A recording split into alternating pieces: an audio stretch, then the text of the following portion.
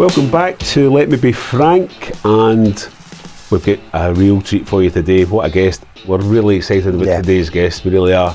But before we talk to him, talk to the man himself, last night you might have been watching Icons of Scottish football. You're an icon anyway, we always knew you were an icon, but you're now officially an icon. The BBC Scotland documentary aired, but it's obviously available for people to watch. On the BBC iPlayer, yeah. Did you enjoy it? I enjoyed it. I thought there was they condensed a lot into 28 minutes or whatever it was, but yeah, I enjoyed it. It was good.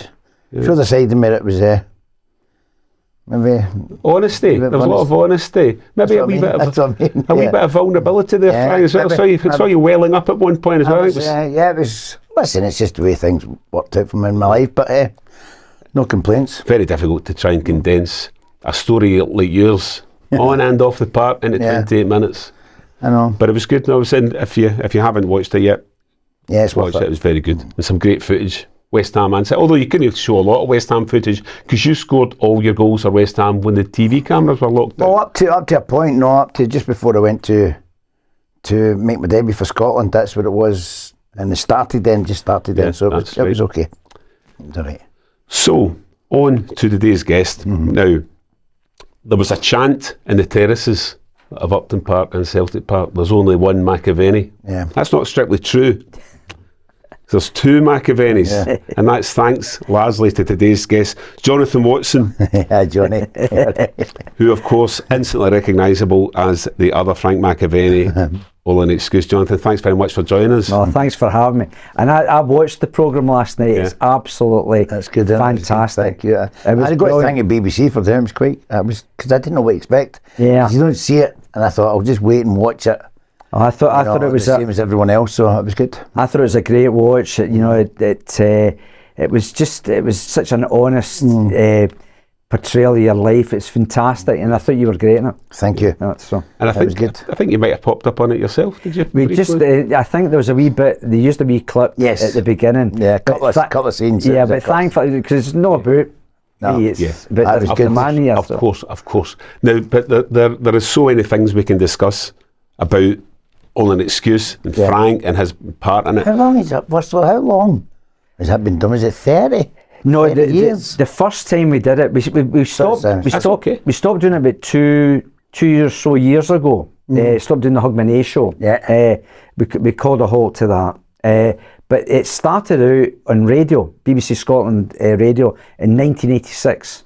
Jeez. So, but you didn't feature until a few years after it. Into it. So, but yeah, that's when it was first done. Yeah. It was all the. I loved it. I mean, I must admit, see when it was Gordon McQueen and Kenny and Joe Jordan, and I'm in there and I'm thinking, what good company, so I didn't mind. I didn't mind. Well, but it was all these people, and then, it was funny you say that, because we will come on to talk about characters and how it might have been easier back in the 80s and the 90s, because there were so many. Maybe not so many now. But as far as the Frank character was concerned, there's been a lot of discussion over the years about how it came about and why it came about. What's your earliest recollection of A, let's do Frank McAvenny, and B, what could the character be like? Well, when it was first done, Tony Roper was still part of Only an Excuse at the time, and I think Tony did the first. He done it. He didn't really did what you did. No, he didn't. The voice a wee bit. So he was asked to do it, but he didn't. He didn't have teeth in place and all that. Nothing. So and then Tony. He didn't want to do the programme anymore, and there was no fallout or anything like that. He just wanted to move on to other things, and so it presented me with the opportunity of doing it. And I had a naked video, a programme I used to do. Thank God, I thought you were going to say me. No, I think there's one in the archive. But it's the sketch show I used to do. I get asked to do a character, and for that I had to get a little thing to go over my teeth, and they worked well for Frank. So I used these, and that's how it started out. Yeah. And the wig was blonde, obviously, but I mean, you could have actually had a kind of ginger curly No, wig, couldn't, because it wouldn't have that's a Frank McAvaney I first recall. Yeah, the thing, When I worked in, I wasn't known. but the thing about the wig, it's quite interesting. You get wigs that are scratch wigs, they're called, which are made up. They're not made specifically for you, and there's something quite funny about them. Aye. So the one that I used for Frank is the one I've used for 30 odd years, and it just works well. When we did the one-off special I Am Macca, which Frank featured in, they actually got a wig made for me down in London, a new one, you know, the kind of the right shape and everything. And you know what? It wasn't as funny. It didn't work as well. No. The scratch one worked better. Yeah. So That's what people instantly remember. recognise. Absolutely.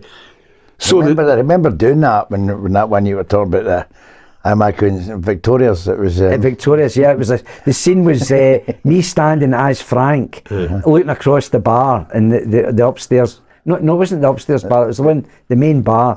I look across and there's Frank. Yeah. And he just nodded to me, and that was it. Was it no? Where's the birds? And I says, I don't know, mate. Is that what it was? That's what it was. There you go. He says, where's the birds?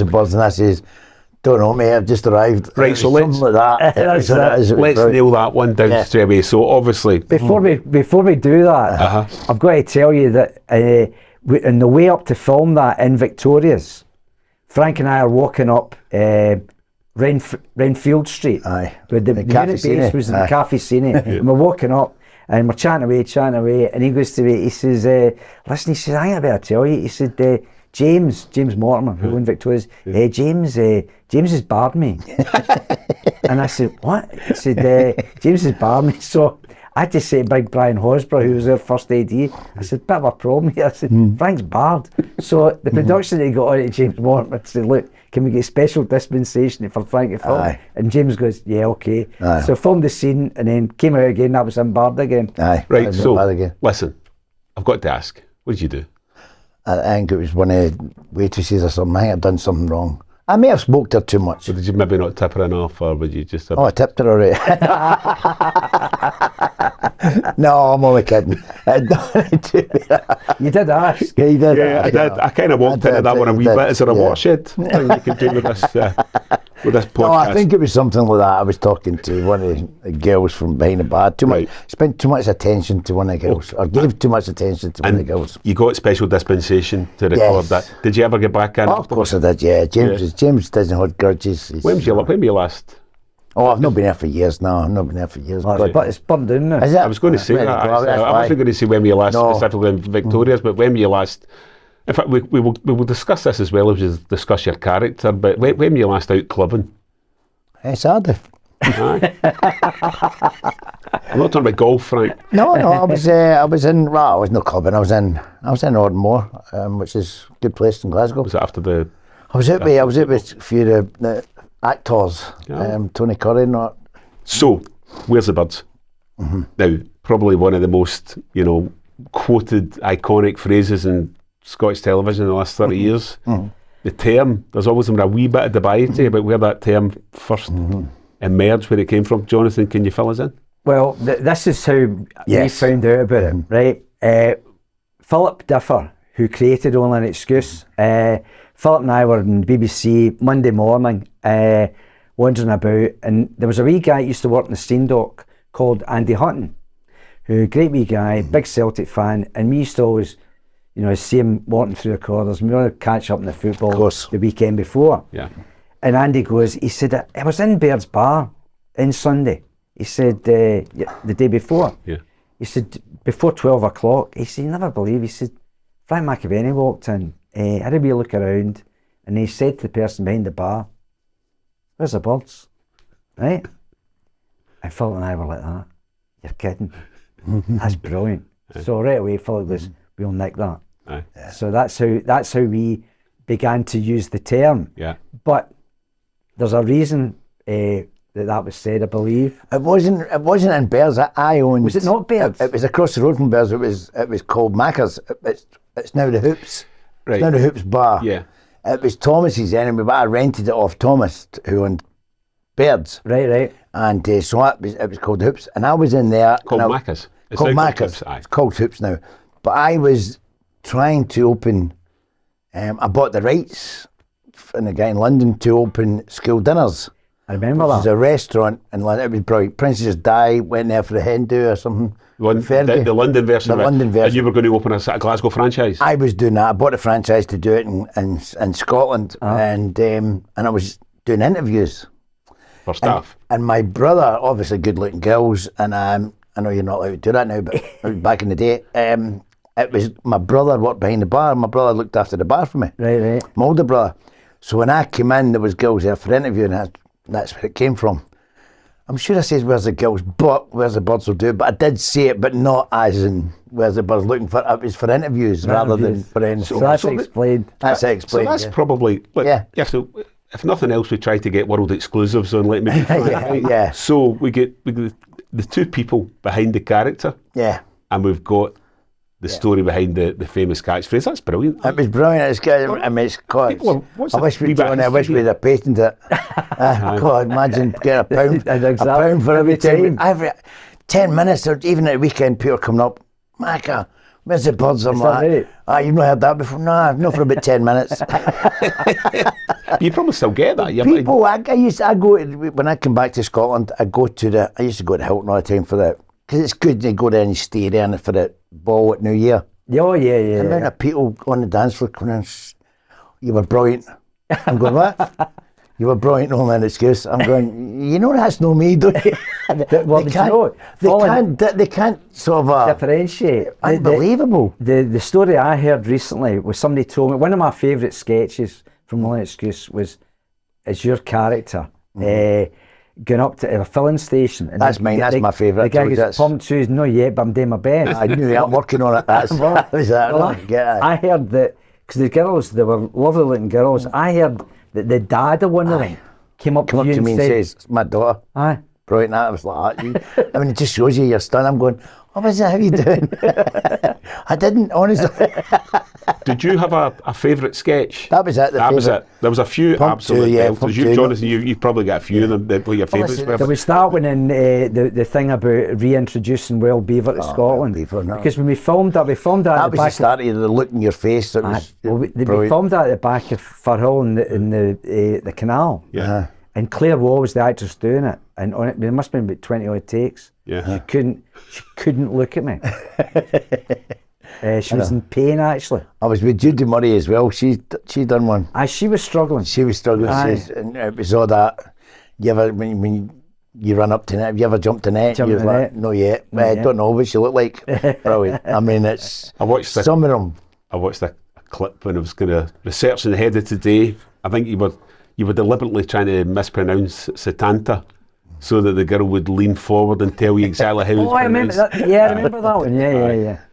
And the other one, of course, was during the Louise Woodward trial, or after it. Free nanny.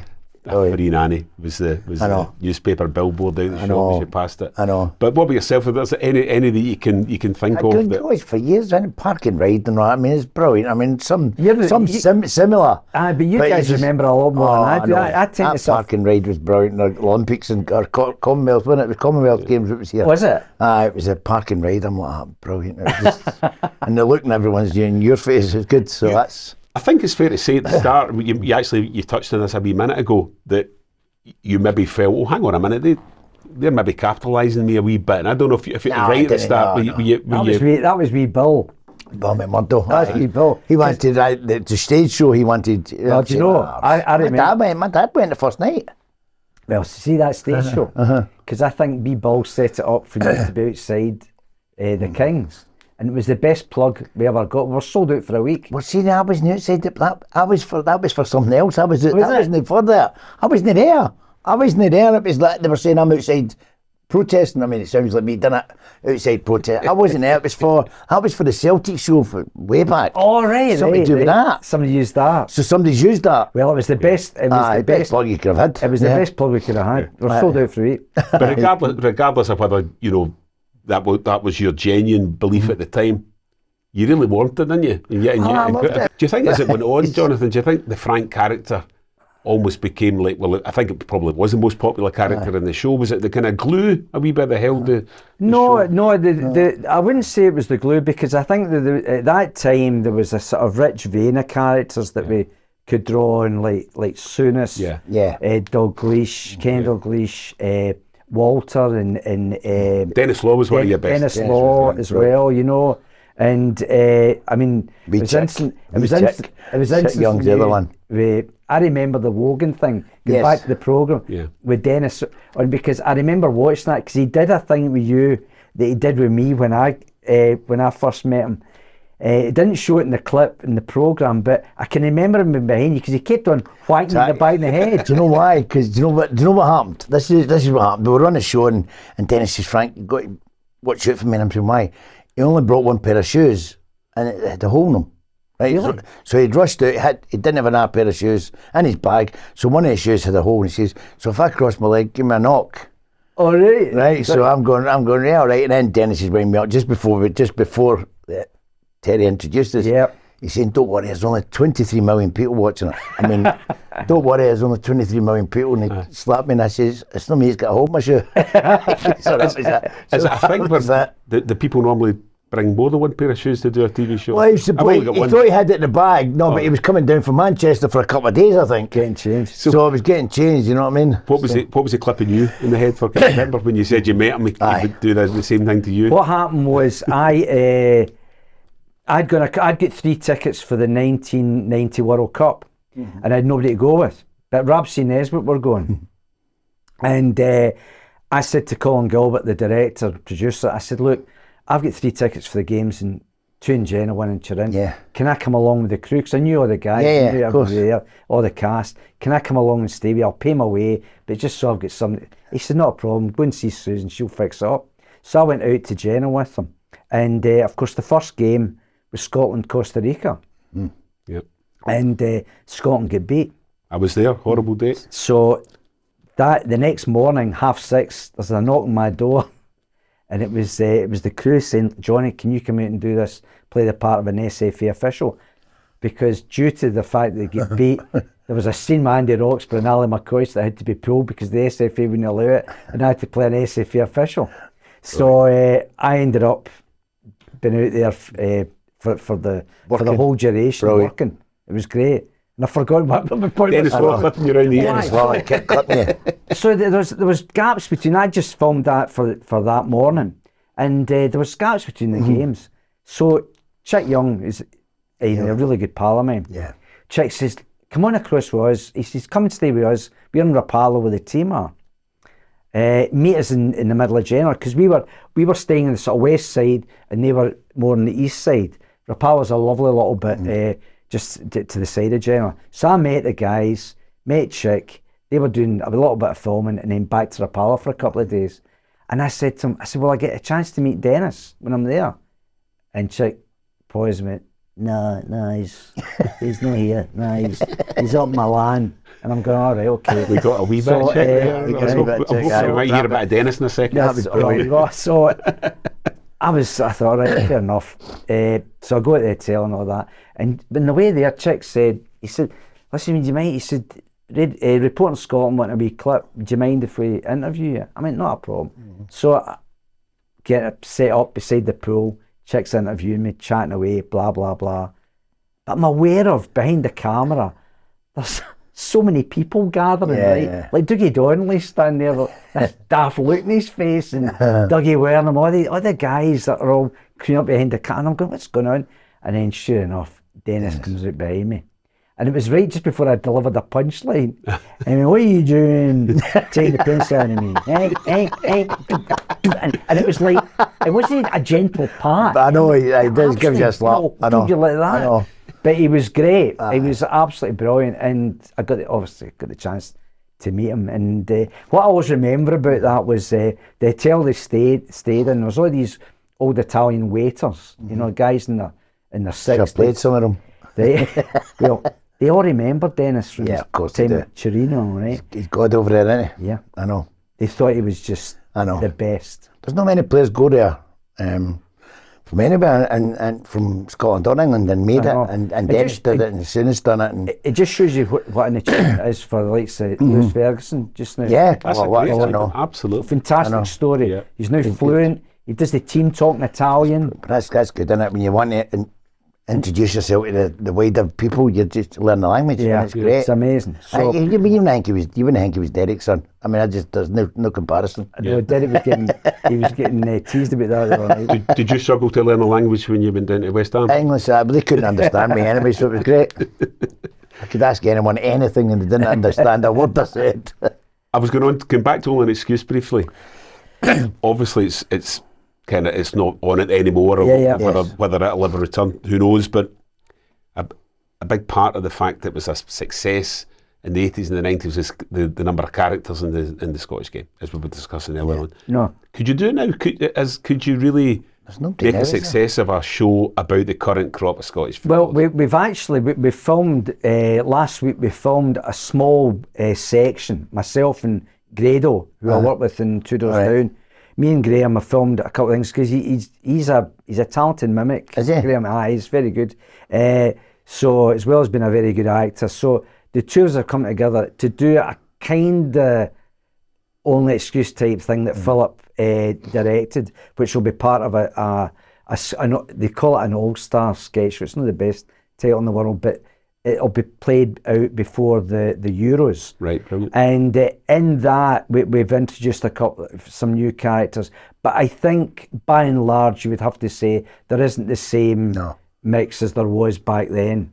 Yeah. The Gascoignes and Brownie was the last one, isn't it? I would say he was maybe the last one. Who was that? Scott Brown, you could maybe have done. We did. He's a bit of character, that's what I mean. We did Scott Brown, actually, I think, when he did that famous interview when he was with Hibernian, when he did not give 1 inch about what was happening. So, but there were more characters then. That's a fair point. I know you've been asked this a million times. I might have asked you this myself in the past, but do you look at some of the current crop of managers, for example, and think, oh, I wish I could, like Clement, for example, he must be a... Yeah, well, but I don't, to be honest with you, it's not... because it's not such a big part of my life, and I've gone on to do a whole load of other things. I don't really think about it now. I mean, I might have a laugh when I'm driving in the car, doing a voice and stuff like that. But Graeme, he can do a very good Ali McCoist. He does a very good Postecoglou. Ones that I couldn't do. So like a Grado on at some point. Listen, he's good. He's good. I got about Grado. Me and God rest him, my goalie done something, and with Grado, and he was a barman and all that, and it was good fun. Yeah, he's a good lad. He's a good guy. Yeah. That would be good. We should do that. Yeah. And listen to some of your recollections of Frank on the park now. No big secret, you probably have more of an affiliation to the other side of Glasgow. I'm a Rangers fan. Yeah. And what about you? Who do you support? What's your recollections? I've seen Couple of wives. I've seen Frank play for Celtic, and I've seen him play for Scotland as well. So but I've seen. I was actually thinking about coming across. I've seen Dennis play. As well. Yeah. I seen Dennis. Well, I had the night out in Ireland with Dennis and George Best. Oh, did you? How I survived, and that's unbelievable. They two, and they just wouldn't shut up. They just, because you can imagine the banter between the two of them. Unbelievable. Wonderful. I was sitting there genuinely, and you know me, but I was like a wee boy, just watching these two, and it was what a night. Yeah. You know, and they look as if they could drink for days. The hollow legs. They just, I'm like, it was an experience, and it was great. It was one I'll treasure. Yeah. Were you much of a drinker during your playing days? I know there's and in fact, you alluded to this. Seriously, you alluded to this on the Icons show, that if half of these stories were true, you know. I never knew. After a Wednesday, I never went out, and very seldom went out Wednesday. But if there was something on, I'd maybe go out on a Wednesday. Train on Thursday, train Friday, and it says in your contract 40 hours. Is that what it says? It says in the contract. So. And you stuck to that? Of course I did, yeah. I mean, listen, when I was out, all the stories that I've heard from me about the Friday nights, out on the Friday, that was when I was injured for a year. I was out injured for a year. Yeah. I was out all the time because I didn't know, you know. Yeah. And I was doing things I shouldn't have, but it was a Friday night. But they all end up with me scoring 2, and it's a great story. I was like, yeah, great, it's good. And I'm like that, yeah, I'll go with that. So I don't say to them, bust a bubble, you know. So So when you had your kind of residency at Stringfellows, was that pretty much when you were injured? Is that when you spent most of your time in there? I got an knockback for Stringfellows when I first went down. I went to Live Aid. Aye. My mate. Graeme Mulsey. Aye, Mulsey, a you friend remember? of mine, aye, yeah. And because he helped me drive my car down when I went down there. And went to Live Aid, and then went to Stringfellows and got a knockback, and you know, and we ended up going to Hippodrome, which is in Peter's other place, but it was good. But I never let Peter forget the knockback. And the doormen were, ever since then, they were apologising. I didn't know. I was like, this my jock run up. Fantastic. You just say no. As soon as you heard the voice. The one regret I have about Stringfellows, I was rehearsing down in London, just off Tottenham Court Road, in the old Grado building, and I was doing a programme called Bob's Servant that I used to do with Brian Cox. It was written and directed by Neil Forsyth, and no, it wasn't directed by him, it was written by him. And we were rehearsing, and I got away a wee bit early, and he said, "What are you going to do for the rest of the day?" I said, "I'll probably just head for Stringfellows, just for a quiet time down there, right?" And they had a laugh. And I came out of the building, I turned left to head towards Tottenham Court Road. There it is. And no, Peter Stringfellow got a car. Aye. And was about to go into a flat. And I wish I had said, Peter, any chance of a selfie? Because if I'd taken it and sent it to the boys up in the... Oh, brilliant. They wouldn't have believed it. Oh, brilliant. The moment was gone. He looked after me, he was all right. And Was he? there was a girl, Margot Mitchell, she was a photographer. She was from Motherwell, so oh really? She looked after it. There's a lot of photos that they could have had, shall we say, and they never used. But Peter was great. He used to walk about with a champagne glass, but it was not always. It was water. There was a lot of water in it because he was a businessman, and he let me have. When I brought a book out, he gave me Stringfellows to bring a book out. So we'd done it in Stringfellows, and it was brilliant. And he gave me only me and him have done the launch in Stringfellows. There you go. Great stuff. And it was brilliant. And he never told me. Since the 2 weeks previous to that I was in his place, he didn't tell me it went nude. Because there was the underwear down to G-strings, right? Aye. So it went nude in between that. And he never told me, so I've got TV cameras and all that there. Nightmare. And I can imagine all the boys, they were going, I can't be in this way. They're going, I can't be filmed in this, I can't be filmed in this. It was brilliant. Panicking. And Peter's just killing himself laughing. He thought that was his big amusement. So it was good. But he introduced me to so many people. I bet. Jack Nicholson and Johnny Depp. So, really? You know, all them, you know, Jude Law and all that. Brilliant. Some of the people he's introduced me to, you know, it was great. Fantastic. Absolutely brilliant. So Jonathan, obviously on an excuse, big part of your life, loads of other things to talk about. At the moment, people will recognise you from Two Doors Down, which is fantastic. How did that come about? Well, how did I get the job? Yeah, exactly. Well, what happened was there was it all happened very, very quickly. I think my belief is that a big name in the BBC who had a prime slot 9 o'clock in BBC One Network pulled out of the project, and at the last minute, this would be about late November, I got a call. You've got to go down to London tomorrow to meet up with Simon Carlisle, who's one of the co-writers of the programme, the director and the cast woman down there. I fired down on the Thursday, met them, contract was done on the Friday, and it was all, and we were all like that. The ones that were in it, like me, Alex Norton, Arabella Weir, Doon McKeegan, that's how it happened. It was like, bang, get it done. And we filmed it 10 days solid, 8 till 8 at night, in a wee council house in Paisley. Really? Where it's actually set. It is set in Paisley. I thought it was Cumbernauld. It's always, it was, certainly that one was set in Paisley. Latterly, they filmed it in Bishop Briggs. And then it got moved to Hamilton. Right, got you. But the original one, the one-off, 1 hour, was set there. Wow. And when it went out in New Year's Eve, it just, I don't know whether it's because there was social media in hand and all that, but it just rocketed, took off. Yeah. And about a year and a half later, we started filming the series, Yeah. and Elaine C. Smith was brought in, and it was just, it just took off. People really related it, and it did.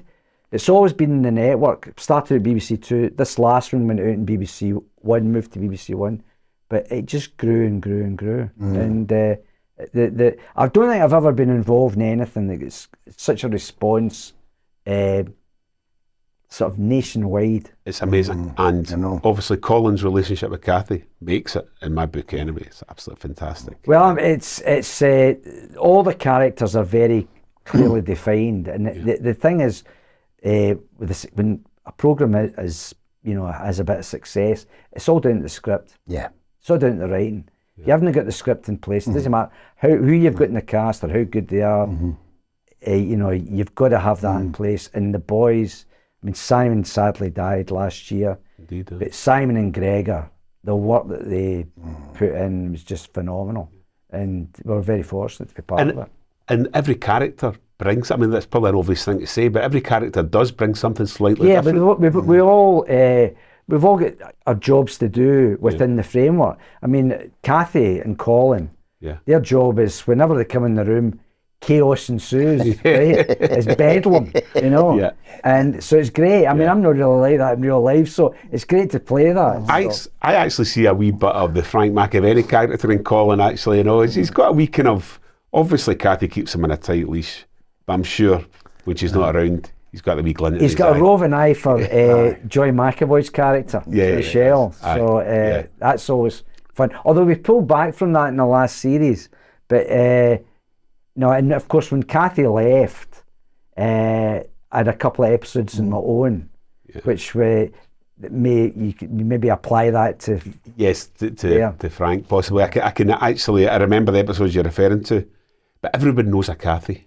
I know a couple of Kathys. Well, Dune says that. She's always getting people come up. People say, "I've got a sister just like you." I've got, Absolutely. But I think that's down to the writing. The characters are so clearly defined, and I think that's why it's enjoyed network success, because it doesn't matter whether it be London, Hull, Cardiff. I mean, I was working down in Wales for quite a while. People in Wales love it, I think people like real life characters. Yeah, I think they do. And there's an honesty between them. That's what I mean. Yeah, and I remember even in comedy, Billy Connor was like that, because he's telling stories that everyone can relate to. Yeah, absolutely. And that's it was, right. you know what I mean? Yeah. So, You said before actually that you maybe felt because of the timing of when Two Doors Down first came out, and it might have been up against Still Game in those days, that it might have maybe not got the coverage at the very outset. I don't know if you remember saying that in an interview or something. I might have read. I have said that. Yeah. What happened was the boys had done the Still Game shows at the Hydro, which gave it a big boost. Yeah. And as a result, they were asked to go back and pick up the series again. And they were going out. They had this big slot in BBC One network, me a slot in BBC Two network. And there's no doubt the press did focus on them. Aye. And ironically, we did better. Aye. Yeah. On network. But if we had, I think that's why we were a slow burner. And the thing that really helped us as well was lockdown. People discovered it in iPlayer in lockdown, and also the audience, surprisingly, of 18 to 35-year-olds lifted. Because before that, it was an older audience that we had. But lockdown, a younger audience was introduced to the programme. Yeah. So through iPlayer. So yeah. And get the chance to work with some proper legends as well, like Alec Norton and Elaine C. Smith as well. Well, although Elaine and you go back a long time. I don't look at them as legends. No, I was at drama college with Elaine. Yeah. I love working with her, and I love working with Alex as well. I love working with the whole cast. Are great. They're great fun. I mean, and Grado and Joy were introduced a few years ago, and Grado is just, what you see is what you get. It's been brilliant, isn't it? A breath of fresh air, isn't it? To be honest, when I heard he was going on it, I thought, well, let's see how this unfolds. I wasn't sure if he would be a good fit or not. He's absolutely tremendous. He's great, and he plays that deadpan role really well. Yeah. I mean, my favourite story about him, I've told it a few times, but I'll tell you guys, when we do these scenes, like they can be 10-page scenes, and they're mammoth, right? And it's usually Elaine and I carry a lot of the lines, right? So you've got to drive the scene, right? You've got to be on the ball and really focus and keep your concentration set. And when you shoot it, the way they shoot it, they cross shoot it, so you could end up doing a 10-page scene 50 times, easy, right? It's knackering, right? Yeah, of course it is, but you've really got to keep focus. So you start off by doing a big master shot, trying to get everybody in it. And you want to get through it, you want to nail it, and pressure's on. And we'll all be sitting there. And if I'm sitting on the couch, Graeme's usually beside me. So they're getting all the final makeup checks, costume checks, sound are happy, camera's about to turn over, they're just about to shout action. Graeme will nudge me and he'll go, "Hey, Graeme Souness, eh?" And you go, Brilliant. Right. Yeah, He's a great guy. Aye, I've met him a few times. He's great. Good lad. Before we go any further, we have to remind the viewers, don't we? Yeah, you know what to do. Press the follow button, subscribe.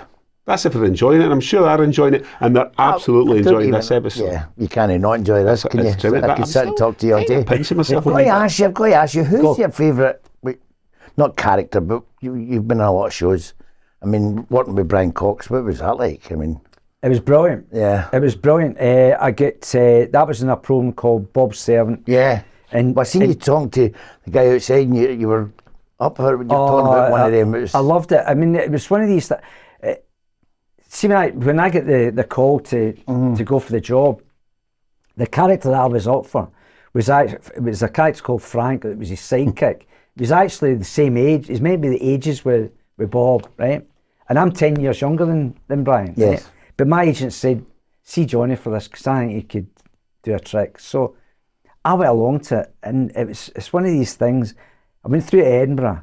I went through with my wife. She went shopping. I went in to do the thing, and I didn't give too much thought to it, right? Because I'd worked with the director before, I knew the producer, and I'd worked with the casting director before, and I didn't even learn the scene. I didn't even learn the scene. Sometimes that's better. I know. Go and do it. And I went in, and Annie said to me, she said, "So, Jonathan," she said, "how would what's Frank like?" And I just started improvising, and that's what got me the part. Brilliant. And I didn't realise at the time a load of people were up for it. See, if I'd known that, I'd have got the nerves and I probably wouldn't have got it. So, but I was totally relaxed. And I'd never met Brian before. And so when we had the read through, it was a big do at Pacific Quay. There must be about 50 or 60 people. All the head honchos were up from London. And I'm sitting there with the things, my name in it, the scripts, and he's beside me. He comes up and he goes, "Hi, I'm Brian." And I said, "Hi, I'm Johnny." And he just sat down, and then Owen Bell goes, "Right, let's start." That was it. So we start. That's what I said to him. And we did the first episode, and it went really well. And he leaned across to me and he said, "Hey, you and me, we're going to have some fun." And right away, all the pressure of working with somebody of his status was gone completely.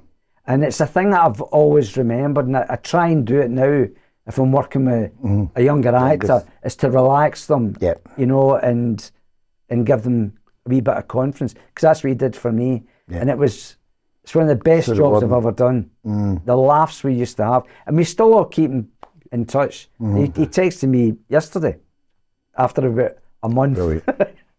Brilliant. Wow. But there's a lot of actors there, I would imagine, be hard to work with. But you know something, Frank? They see the really good ones. Aye, they're good. The really good ones. We used to. They don't have the insecurity. The ones that behave badly have got insecurities. The guys that can really, and the women that can really do it. Yeah, they'll give you everything. Because the better you are, the better they'll be. You know. Well, it was the same with football. Jimmy Bone was the one with me. I thought he hated me, and he kept bringing me back and doing things, and I'm going, but he was teaching me. Teaching me little things, you know. And I'll tell you a story about Jimmy. Jimmy brilliant, wasn't he? Brilliant. So I used to play with Dukla Pomferson. I remember Very badly, I hasten to add. But one of my last games was at Loch Winner, and I got absolutely halved, right? And in the team is Jerry Collins, of course, sadly passed away. And also I got halved, and the guy that halved me gets subbed. And the two people across the dugout were Jerry Collins and Jimmy Bowen, and they're going, put him back on. Put him back on. Yeah. That's our wee pal. Aye, brilliant. But Jimmy Bowen's great. I played once for Dukla. Did you? I was against Johnsonborough. Oh, right. So I was playing half for Did you Johnsonborough. play with Johnsonborough? Yes, I did. So half for Johnsonborough and half for Dukla. And I'm playing up front. John McDonald's playing centre half. And I'm going, what are you playing centre half for? And he says, you'll find out in a couple of minutes. And I'm making all these runs, and of course, Jeremy McCabe and all that, but they don't pass the ball. No, I think they're brilliant. No, I think they're in their prime. Aye. And I'm going, I'm making all these runs. I was breathing. I was like, my God, give us the ball. And, like, and John McDonald, we solos at the back, killing himself laughing. And that's what it was. He makes all these runs, nobody passes to you. He says that's why he plays at the back. Play the back. So, When I used to play Danny McGrain. All right. And Danny McGrain used to say, you stop running about, I'm getting tired watching you. You get him, and then John Blackley used to shout me all the time because I'd get in his way. Yeah. Danny was brilliant when he was at awards. And can't remember who was doing it. It might have been Chicks, and I've got to introduce probably one of the best right backs in the world. And Danny says, probably. Just his sense of humour, brilliant. Right. Yeah. Before I go any further, remember, if you've got a question or a comment for Frank for future episodes or whatever, feel free to DM us, leave it in the comments, and use the hashtag Let Me Be Frank. Let me be frank, yes. Follow or subscribe, you know what to do. We're on the verge of the Euros. For years, get right in people's faces. Yeah. What are we guys? I mean, it was brilliant. We were all tiny, weren't we? Everyone was tiny. And as soon as he was telling the story, he says when they were coming out now, and Rough tells it, when you're coming out of the dressing room, they were from Brazil in '82, and they're all huge. And they thought, well, wait till they leave them in the tunnel, let them wait to try and wind them up. He said, the first two that come out, and the referee's banging the door, and the first two that come out was Asa Hartford and Archie Gemmell. And they'd been in the sun for too long. And the Brazilians are looking at them. There wasn't those. What's going on? Is somebody taking the mic? Brilliant. I remember watching that. I was doing Local Hero when that was on. Oh, fantastic. And we were up in Pennon, up in the northeast of Scotland, in a wee cottage. Me, Jimmy Yule, Tam Dean Byrne and Charlie Kearney watching the game. I mean, the first one, we couldn't believe it when David Neary. I know. And then that was it. It just rattled them. I woke them up. Why did you have to score an What's it Coisty says? It's like kicking. It's the equivalent of kicking a hornet's nest. But it was brilliant. The story about Ruffy is really good, and he tells it. The Zico free kick. When he says a free kick, and he's went up, and it's one. No, it was the other one. He says he went up, and he's couldn't get through it. He touched this. Somebody chipped him. It was Adair chipped him. It wasn't your and then he says that the ball went up in the same corner, and he's touched it around the bar. And Socrates said in his best Scottish accent, what a great effing save. Is that right? And Ruffy says, I was going for the first shot. So that was Ruffy, you always get a smile and a joke off him. It was good. But that's the boys. I don't know what the guys are like in the dressing room now. Well, do you know, I don't know what they're like. I met a couple of them it's in Friday night at the open goal thing. Yes. Ryan Portis and Lynn Dykes. And the thing, the boys were interviewed beside Ferry, and the thing that you did get a real sense of it, a real team spirit, because they've been together for a few years. Of course they have, yeah. And I think that's a really important thing. I'm sure. Well, I know if it's a cast, yes, like in my business, that is a huge help. So I'm sure it is with football as well. So maybe that'll count for a lot. I think so. We've got players at the Euros, but we don't have any referees. Yeah, go for it. Sorry. No, this is a thing that I've been saying for ages. You get these events, because it was the same that the last tournament as well. There's no, and if I was in charge of the refereeing here, I'd be concerned about that. I would be, because we used to get Scott Dougal and Willie Young, they all used to go. They used Absolutely. to go all the time. Yeah, Brian yeah. McGinley. Yeah. I mean, people moan about them, but they all got to these tournaments. Yep, that's absolutely But true. you watch the big European games, Champions League final and so on, there's never ever the same fallout that we get here after a match. Whether there's always something the referees make accused of getting it wrong. You just wonder whether the powers that be at UEFA or FIFA for that matter sometimes look at the Scottish football and think there always seems to be an issue, with the I don't know. referees. They just look at it and say they're crap. Maybe that, Frank, maybe as simple as that. Simple as that. Maybe I'm overthinking it. Yes, maybe.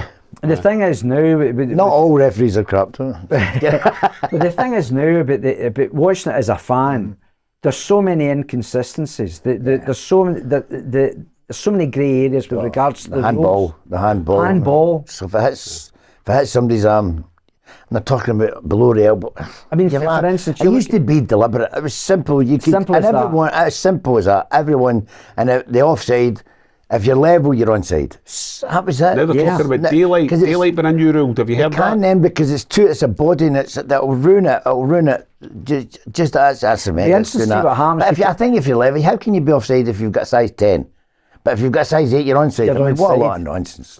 So I think you've just got to see if you're level and there's an issue. If it's not clear and obvious, then you're onside. Yeah. Just make it that. because it affects, a fan celebrating a goal or the players, all that kind of stuff. And it's standing all out. going back onto the referees. They're taking the praise for everything, and I don't agree with that. They're.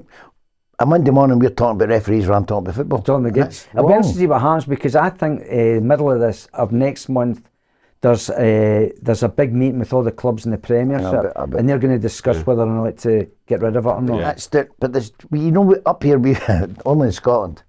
We've not got VAR. We've got VAR light. I know. I thought it was a drink. I'm thinking, I'll have one of them. Yeah, no, it's not. We just don't have it. I was hearing about it. Some of the boys were saying it. I wasn't aware of it, but it's like the cheapest form. But see, there's a country, I don't know what one, Belgium or Sweden, they use analysts.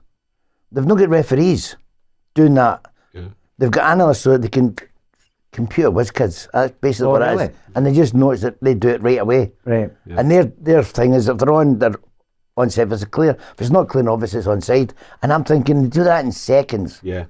Because they've not got anything in the game. Yeah. So if that guy is ref in the VAR office, he might be refereeing the following week, so he's not going to go against that referee. No, sure. So all of a sudden, that in itself is wrong. Yeah. So get them out or get ex-footballers in. Yeah. I mean, if it's a foul or not. If somebody means it. It was interesting because at the cup final, when there was the handball, but Davis touched his hand right away. James McFadden said, "That's not a penalty." He said, "But the thing is, you've seen today's game, it's a penalty. That's what I thought." Because right away he said, that's not a penalty. He said that's not a deliberate hand. He said it's not deliberate, but his arm's out. His arm's out. So in any other game you would get it. But you've seen that's the problem because they're not consistent. They're not consistent. There was the one that springs to mind. I think it was Celtic at Tynecastle. Remember it hit the? I think it was it maybe a Water? He had his back to the ball. Well, he turned his back and his arm was there and he gave a penalty. I'm thinking. So you don't know. But I was just going to say, because we'll have to watch our time and wrap up fairly soon, but you're making the point about you could be onside if you're a size 8 and you're offside if you're a size 10, so that kind of size does matter then, Frank. Yeah, well, so I've heard. Yeah. Allegedly. No, the complaints anyway, so I don't know. You must have been offside an awful lot, man. Yeah. But this has been great, Jonathan. I can't tell you how fantastic having the man himself and the man behind the man himself in the same studio at the same man time. behind the mask. Behind the mask. Great show, great memories. Thank you for coming on. It's brilliant. Yeah, I've really enjoyed it. Aye, you might think you'll maybe see Jonathan doing Frank on the telly at any point in the future. Hope so. Yeah, I mean, it's always. I mean, I'm always doing something stupid, so you'll get something. I think. But I've got to thank you. I want to thank you. That's what I wanted to do. I want to thank you, Eldor, because there's a lot of material I gave you that you could have used and you didn't. Thank you very much. No. Well, I really appreciate that. We always judge it. If the person was to come into the room right after we do it, how would we feel? That's how we judge it. All right. Okay. So if it was too bad, we would feel uncomfortable about it. But you're talking about coming on and doing it again. I have done it for this Euro sketch show. Oh, great. So there is an interview with Frank in Brilliant. that. So I hope you enjoy it. Oh, I always do. I always love it. It's funny and I always watch it. You just like, it's one of them. It's funny. Chick was as chair of the sports writers, football Yes. sports writers. So toasting the sports writers this year was Graeme Souness. All right. And he asked Graeme, because I was sitting Of course. in front of, and Graeme actually, he says, what is it he says again? He said, it's a better thing than I first thought. Is that what you said? And like that. And he checks the media. He said, no, he said, I think it's brilliant. He said, he loves it. He loves it. Everyone does. I mean, everyone. It's, I didn't like Kim Jong-un, but that was about it. Who's that? Kim Jong-un with a can of brew. What's that? That was so good. I remember doing that. But, yeah. Can you do that now? So before we finish, I want to have a Where's the Bird off. You get you both No. to say it. Come No, on. never. Never. The teeth in. Never. Yeah. All right, let's hear you say it. Nobody's ever heard you never actually say it. says where's the birds. There you go. Jonathan, it's been an absolute pleasure having you on. Thanks very much for taking the Yes. time to come on to Let Me Be Frank. Thank you very much. I And we appreciate that, Johnny. might have you on again. That's sir. Thank you. Thanks very much. Gladly. Come on.